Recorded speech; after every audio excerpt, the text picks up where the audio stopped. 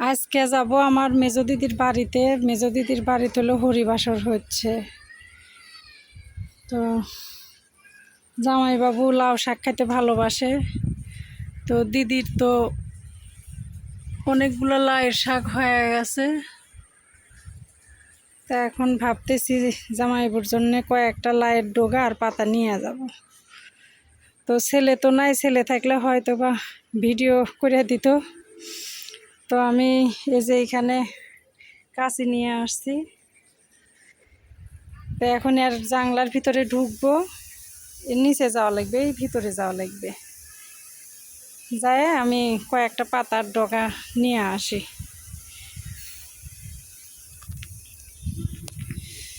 তো কাঁচিটা নিয়ে যাই।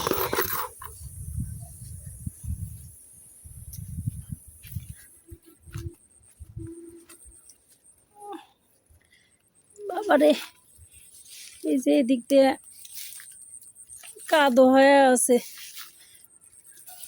ওই পাশে যাই। এইখানে আবার খুব মশার অত্যাচার খুব। সেই যে লায়ের শাকে যে এই পাশ থেকে পাতা উঠাইতে হবে। আর এই দেখেন আমি কোন জায়গায় চলে আসিছি। এটা হলো কচু গাছ দিয়ে ভরাই, দেখেন কতগুলা কচু গাছ, কচু জঙ্গলের মধ্যে আসছে। এই দেখেন একেবারে কচু দিয়ে ভরা। এই দেখেন কচু গাছে কিন্তু সাপ থাকে, আমার ভয় লাগিচ্ছে। বাই চান্স একটা সাপ টাপ বাড়ায় এখন অগামা করে না দিলেই হয়। আর যাই হোক, আস্তে আস্তে একটু পাতা পাইরে নি। ওরে মা, মশা কামড়াচ্ছে। দেরি করবো না, দেখি আমি কয়েকটা পাতা আমি নিয়ে নিই। তো আমি আজকে সকাল থেকেই শুয়েছিলাম। আজকে আমার মেজো দিদির বাড়িতে যাওয়ার কথা ছিল।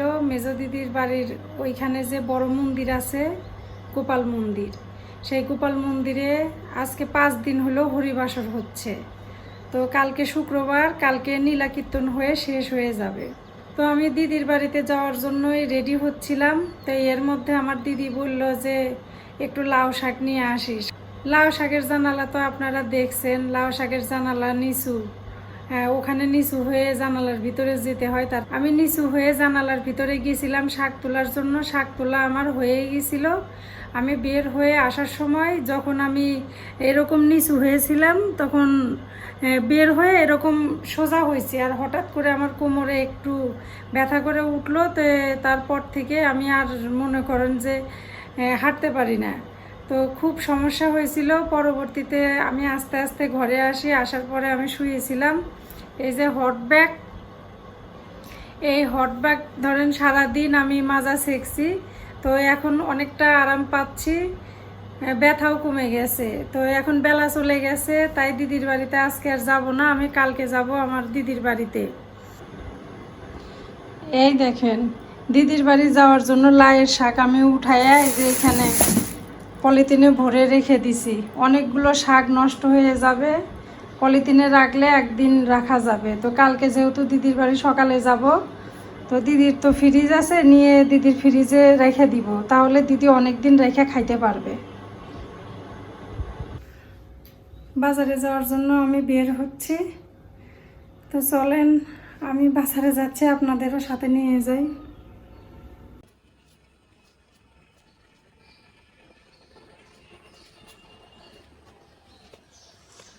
ওহো, দিদি বলছিল একটু ফুল তুলসীর পাতা নেওয়ার কথা, ভুলে গেছি। ঘুরে আসি, ঘুরে এসে ফুল তুলসীর পাতা তুলবো। আমার তো মনেই নাই, বলছে।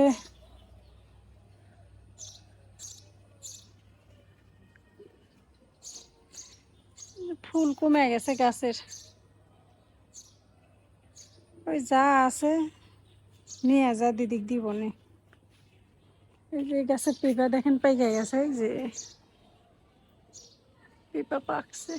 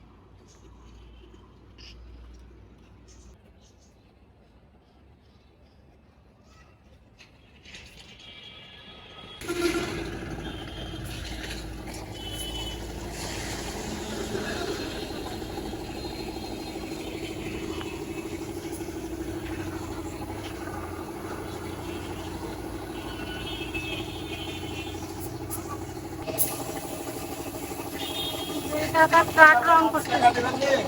হ্যাঁ বুঝলাম না, ভিডিও করলে টাকা দেওয়া লাগে তা তো জানি না।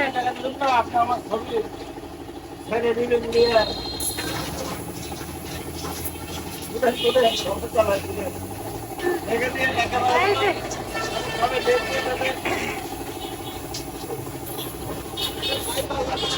এই যে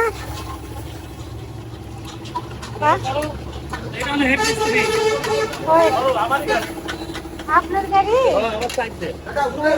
ভাই হলো আমাদের প্রতিবেশী সাইডটা গাড়ি। এটা কি টাকের তাই তাই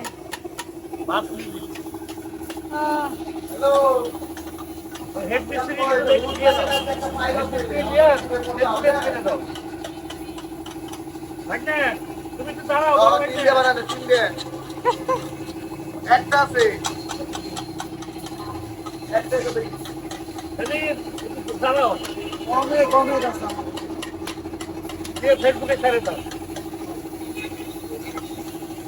তাহলে হেড মিস্ত্রি বুঝতে পারছি। হ্যাঁ আর নাম হলো ছেলিম চৌধুরী।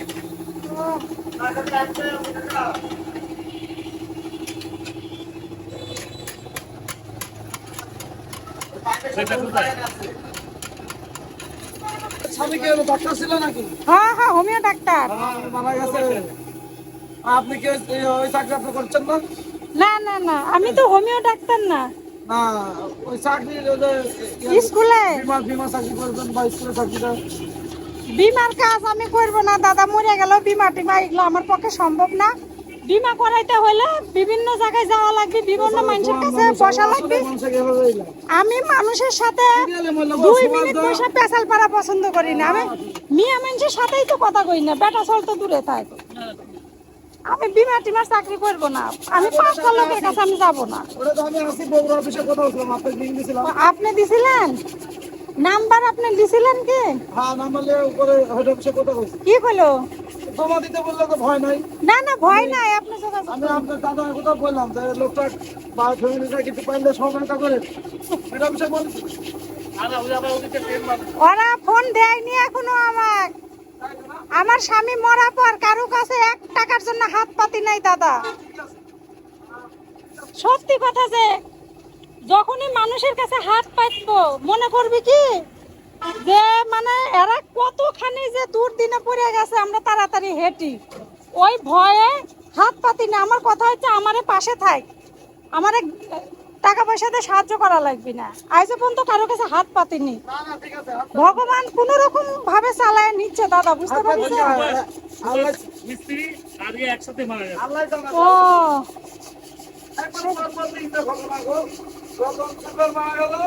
আমাদের সমাজ মারা গেল মারা গেছে।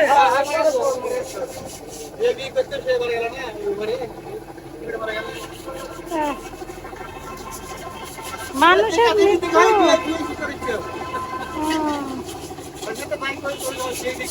আচ্ছা যাই হোক, পেশাল পারলে মেলা সময় যাবি দাদা, আমি বাজারে যাচ্ছি। না না আমি বাজারে আমি যাবো, চলে আসবো। যাই হোক এই যে এখানে অনেকক্ষণ দাঁড়াছিলাম, দাদাগুলোর সাথে কথা বললাম।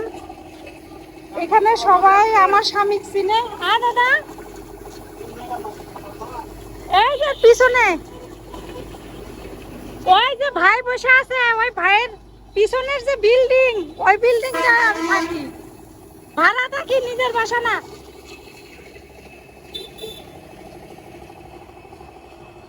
তো এই যে বাজারের দিকে যাচ্ছি।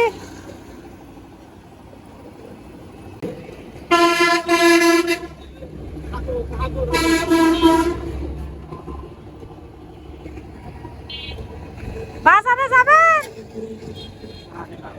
বাজার খালি অটো চলে গেল।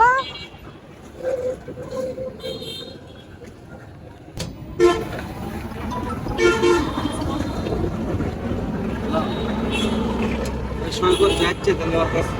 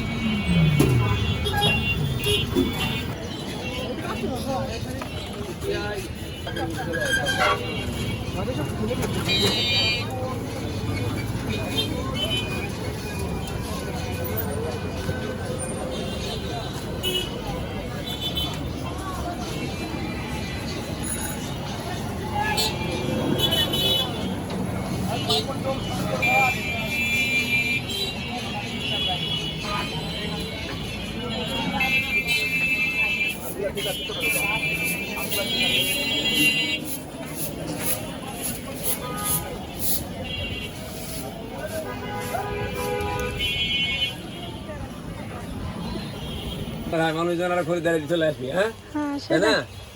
ওই চিরা হলো 1 কেজি দেন ভাজা। হ্যাঁ হ্যাঁ দেন দেন দিতে থাকেন। দেন আপনি। হ্যাঁ, দেন। দেন নাকি? এইগুলো কি রাখছেন? বিস্কুট? বিস্কুট ওগুলা সন্দেশের মতো দেখা যায় যে এই যে দেশের মতন আসলে খাতেও খুব টেস্ট কেজি। তাই কত করে এগুলা? ওগুলো 180 টাকা কেজি। আচ্ছা অল্প করে নিয়ে যা, আমার বেটাক দিয়ে যেত, ভালো লাগলে বেশি করে এটাকে নিবি। আপনি খাইয়া দেখে নিবেন, খুব ভালো। আমি খাইলে আপনার লস লেগে যাবে। একটা বিস্কুট খালে আর কি লস লাগবে কোন তো? লস লাগবে না। চিরা ভাজা টাটকা। দেন 1 কেজি দেন।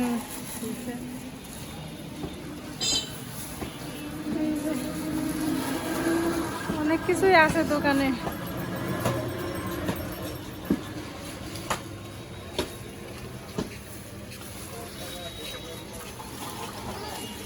এই যে চিরা ভাজা নিচ্ছি জামাই বাবুর জন্য।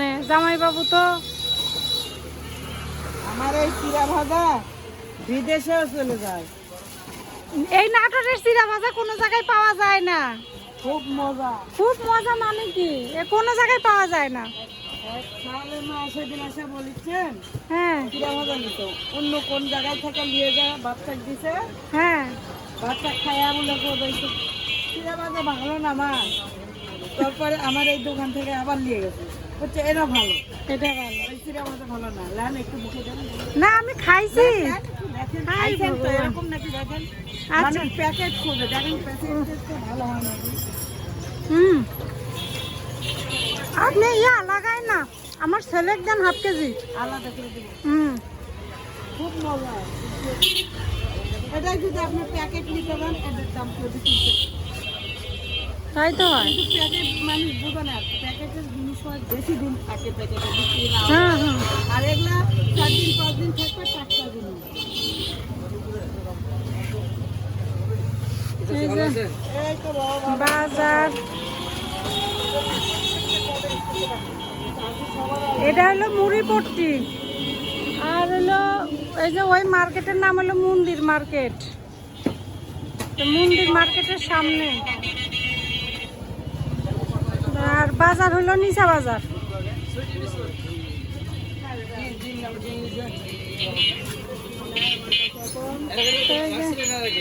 রাখিছিল আমি রোগার মধ্যে রাখিনি, আবার রাখ করি কয়েকদিন পর, এই কয়েকদিন পরেই রাখবো। তো এই যে বলিছি চিড়া বাজার 2 জায়গায় নিলাম, এক জায়গায় হলো ছেলের জন্য নিলাম, আর এক জায়গায় জামাইবাবুর জন্য নিলাম। বাবা বিস্কুটটা সেই সুন্দর করে রেখে দিছেন, ভালো করে দেখাই। আপনার সুন্দর দেখতেও সুন্দর, এইদিকে আছে।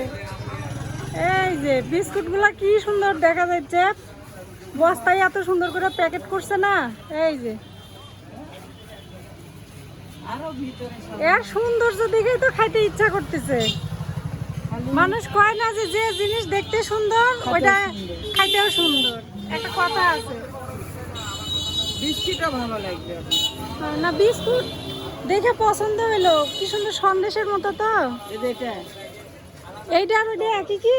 হ্যাঁ দেন 1/2 কেজি দেন বিস্কুট, নিয়ে যাই ছেলের দিকে, যদি ভালো লাগে আমি আবার আসবো।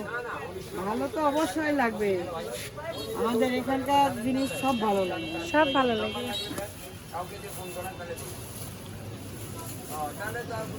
তো এই যে এই জিনিস নিলাম, আর টুকিটাকি কিছু নেওয়ার আছে। হ্যাঁ রাখেন, ও দিছেন, রাখেন আমি নিচ্ছি দিদি।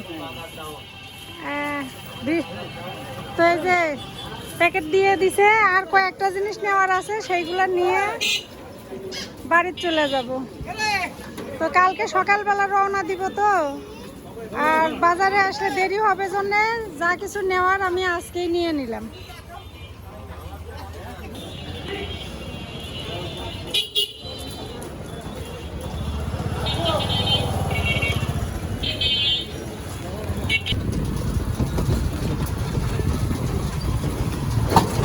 এইটাকে বলে, ওরে বাবা, গাড়িখানা মোর কি কয়, গাড়িখানা গোরস্থান। না না, তোমাকে না, এই যে এইখানে বলতেছে, এই যে গোরস্থান এটা। আর এটা হলো মাদ্রাসা মোর বাজার।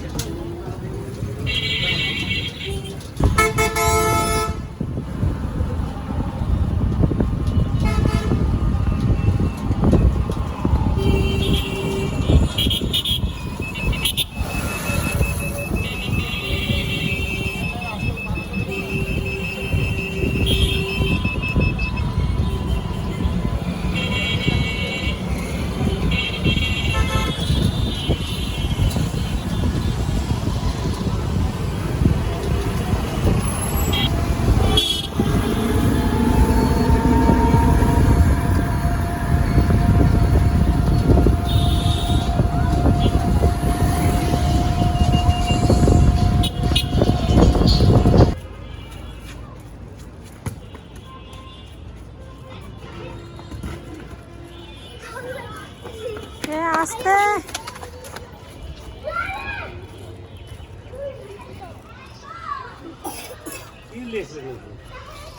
ওই কালকে যাব হলো মেজো দিদির বাড়ি সিরাজগঞ্জে, তাই হলো জামাই বাবুর জন্য এগুলো নিলাম। ডায়াবেটিস আছে তো, এগুলো পছন্দ করে, সেটাই বাজারে গেছিলাম। ভুলে গেছি আমি, আমার কাঁচা খাওয়াইছে। কি ব্যাপার? এই যে আমি চলে গেলে কিছু খাইস না, না খেয়ে শুয়ে থাকিস, ওই জন্য এগুলো নিয়ে আসলাম। এই যে বিস্কুটটা সেই লেকচার, ওই আপা হচ্ছে বিস্কুট খেয়ে দেখেন গা সেই স্বাদ, তোর জন্য নিয়ে আসলাম। হ্যাঁ দেখতো খুবই বলে টেস্ট, একবারে অরিজিনাল সন্দেশের মতো বলে স্বাদ। তাই নাকি? হ্যাঁ কইছে, আমি বললাম এটা কি সন্দেশ নাকি, কইছে না বিস্কুট। বললাম সন্দেশের মতো দেখতে, কইছে দেখতে সন্দেশের মতো, ভিতরে মনে হয় ফাঁকা। আমি এটা খাইছি, ওই চায়ের স্টলে 5 টাকা করে বিক্রি করে। হ্যাঁ খেয়ে দেখ। মজা আছে, ভালো। আর এই যে সিরা ভাজা, আর এটা তো মাইশার জন্য আনছি। এটা এখানে ঠিক। তো কবে যাবে? কালকে সকালে যাবো। বিস্কুট এভাবেই খুললাম, পলিথিন থেকে বাই করলাম না, আচ্ছা। বুঝছো, পলিথিন সহকারেই থাক। আর ওই সিরা ভাজাটা ঢেলে দিই। বিস্কুটটা কাছেই যাবো। কাছেই তো থুবো। ওই যে নাড়ু মগলা পিচিক দিয়ে দিব, কালকে আমার মনেই নাই, পিচিটা খাইলো নি দিলে পারে। তুইও খাইস না? এই কোটাটা ভিতরে একটু মিশে নিয়ে আসি দাঁড়া। আর এই কোটাটা ফাঁকা করে নিয়ে আসলাম। এই কোটার মধ্যে সিগারেট ঢেলে দিই। বাদাম নাকি সিরার মধ্যে? ইয়া, এটা পলিথিন সহকারে দিলাম, ভালো থাকছে না। এগুলো কি ভাজা? খাইয়া দেখ নাকি, তোর জন্য তো দেখি। আনিছি, সেই স্বাদ। ধর, তোর বাবা এগুলো পছন্দ করতো। এই মজা। এখানে লবণ লবণ বাদাম টাদাম দিয়ে। হুম হুম, এখন বিস্কুট আমি খাই।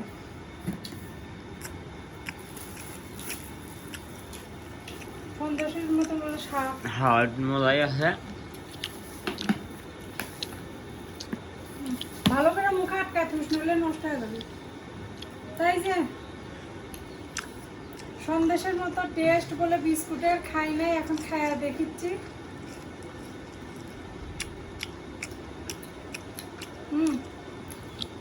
বিস্কুটটা আসলে স্বাদ আছে, আমি আজকে প্রথম খেলাম এই বিস্কুট।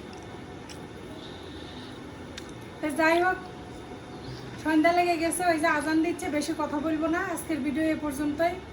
ভিডিওটা ভালো লাগলে সবাই আমার ভিডিওতে একটু ভালো ভালো কমেন্ট করবেন। আপনারা কমেন্ট করা বন্ধ করে দিয়েছেন, মাত্র 2-1 কমেন্ট করে। আপনাদের কমেন্ট পড়তে আমার খুব ভালো লাগে। তো যাই হোক, এতক্ষণ আমার পাশে থাকার জন্য সবাইকে ধন্যবাদ জানাচ্ছি। শেষ।